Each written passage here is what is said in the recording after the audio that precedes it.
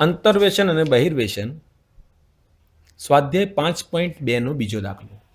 ન્યૂટનના અંતર્વેશનના સૂત્રની આધારે x બરાબર 5નું અંદાજ મેળવો. 5ની કિંમતનો અંદાજ મેળવો.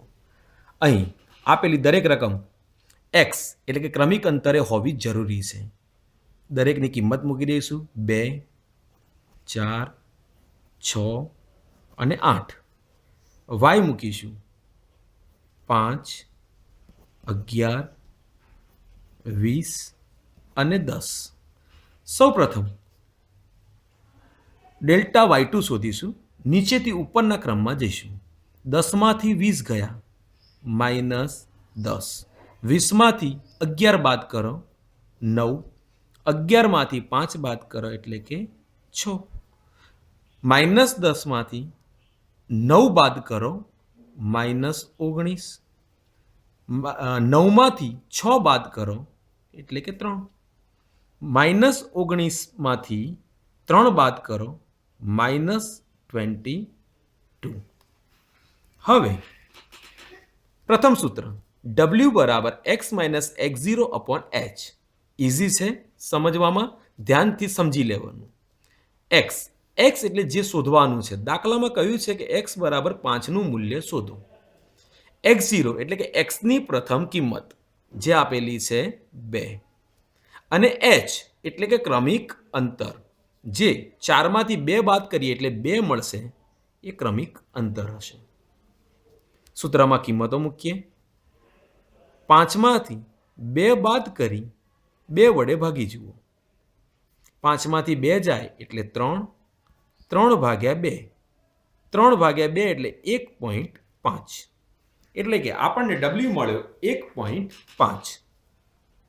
હવે દરેકની કિંમત yx is equal to y0 plus w delta y0 upon 1 factorial plus w minus 1 delta square y0 upon 2 factorial plus w minus 1 w minus 2 delta cube y0 is equal to upon 3 factorial. મિત્રો ધ્યાન રાખજો.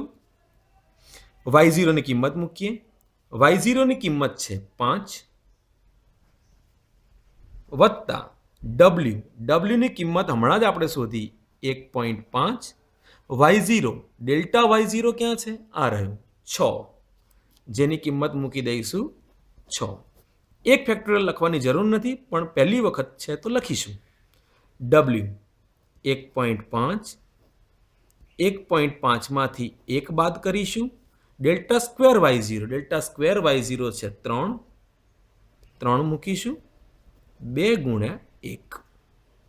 આગળ વધીશું. w 1.5. 1.5માંથી 1 બાદ કરીશું. 1.5માંથી 2 બાદ કરીશું અને ડેલ્ટા ઘન y0 અહીં મળશે -22, જેને એના સ્થાન ઉપર મૂકી દઈશું. ભાગ્યા 3 ગુણ્યા 2 ગુણ્યા 1. હવે 5ની 5 કિંમત મૂકી દઈશું. 6 ગુણ્યા 1.5 કરીશું. 15 છંગ 90 અને 1 પોઈન્ટ કાપીશું એટલે 9 મળશે. વત્તા 1.5.